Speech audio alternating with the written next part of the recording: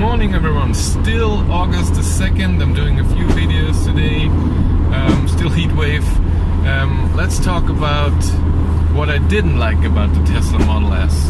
And that's hard because I'm all about driving. For me, the driving experience with an electric car is 90% of the car. If I feel comfortable and it has power and the driving feels nice and I'm having fun, then the rest is minimal. But there are some things.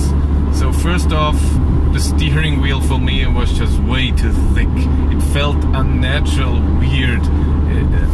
I didn't like that at all, and even in 8 hours I couldn't get used to it.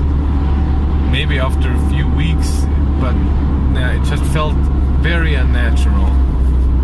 Second thing is that you, especially in the car that I have, the 70D 2015, there's nowhere to put stuff. Nowhere. Behind your seats there's nothing. Normally there's a little pocket, nothing. The back seats, no door pockets. The front seats, no door pockets. You have the glove box, and then in the middle there's this thing where you can put stuff, but there's nothing to hold it, and it's slippery, so everything you put there when you drive will fall around everywhere. So you need something to buy, something to put there so you can store stuff. There's two cup holders here in the middle, and there's your armrest, but you cannot open the armrest. So it's very uncomfortable when you bring stuff. You have to put it everywhere. And of course the price, the last thing. It's an expensive car, insurance is expensive. When you're out of warranty, it's a luxury car, stuff to repair is expensive. You can only do it at Tesla dealers right now. The car is expensive to run, and the whole advertising, the supercharging is for free.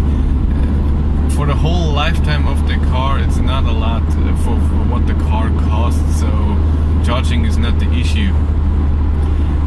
But like I said, all of those things aside, the driving experience is just so amazing that for me, so far it's been the best electric car I've driven, fun-wise, comfortable-wise, range and charging-wise.